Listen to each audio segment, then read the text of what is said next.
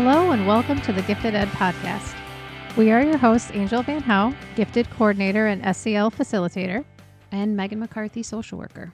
We're grateful for the opportunity to share this space with you today as we talk about the complexities of giftedness. So let's get started.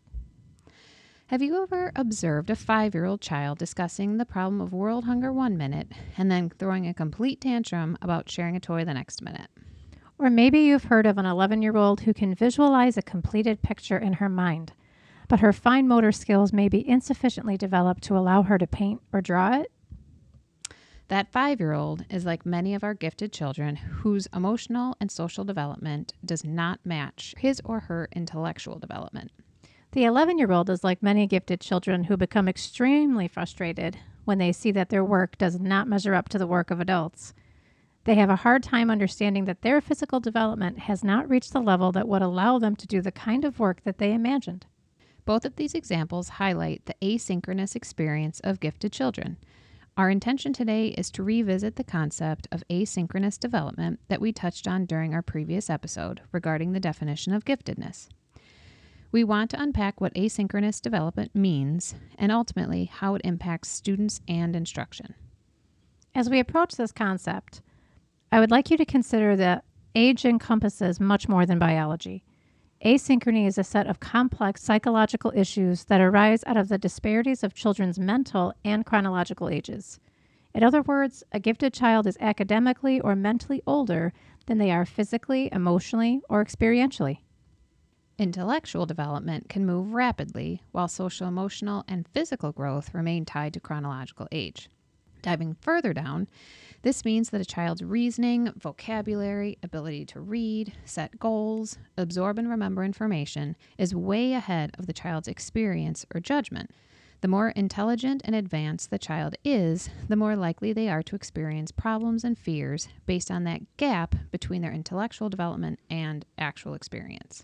So from personal experiences, I can recall teaching kindergarten literacy where we had such a hard time finding text that was appropriate for the experiences of a kindergarten student who could read at a 3rd or 4th grade level. Oftentimes, character experiences in the stories were too mature in content for the life experiences of a 5-year-old, yet they could read text at an 8 to 10-year-old level. So this illustrates how the child's intellectual growth has far surpassed their emotional and social development.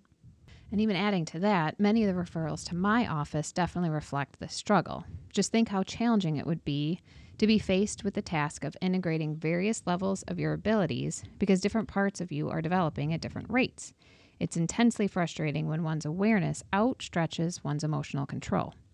The years between 4 and 9 are most likely to be filled with these complexities and challenges. Asynchrony also amplifies the differences between a child's strengths and weaknesses. With increased asynchrony is increased social and emotional adjustment issues. Gifted children can experience challenges from the lack of synchronicity in respect to the development of their intellectual, affective, and motor progress, which presents itself in multiple aspects of their daily lives. For example, they could have strong conceptual and verbal skills but a reading disability, or strong spatial ability but weak drawing skills. The most asynchronous children are often twice exceptional. They have the largest disparities in their development. So, for example, many have extraordinary visual spatial strengths combined with auditory sequential weaknesses in reading, writing, spelling, or calculation. When giftedness is equated with high achievement in schools, gifted children with learning disabilities sometimes fail to be recognized or fully understood as learners. However, when learning disabilities are identified, those students benefit from additional supports and/or accommodations. So in conclusion, what we really want you to focus on is just because you're gifted doesn't mean that all your abilities will combine gracefully into a cohesive, balanced whole. It's actually rare for gifted children to have integrated abilities to do well at everything. It is more common for students to have an ability in one academic area or to transfer one process skill into a number of different content areas. And students who have a wider degree of asynchronous development may feel isolated, frustrated, insecure, or have trouble relating to their peers. Simply being aware of these challenges that asynchronous development poses can allow for teachers and adults to help respond to their needs with understanding, support, and compassion. So let's just take a moment for some reflection questions. Let's ask ourselves, how do we facilitate their social emotional development to deal with their frustrations about their abilities not being in sync? What assumptions or obstacles get in our way of supporting gifted students' asynchronous development? So this week we wanted to try something together.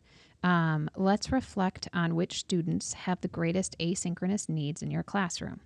Identify one of their specific needs, and let's consider implementing one strategy that may help them feel less frustrated, insecure, or even less alone. We wanted to thank you for joining us in this space today. Please subscribe to the Gifted Ed podcast to stay up to date with our latest episodes, and stay tuned for our next episode that continues to unpack the complexities of giftedness. Stay tuned.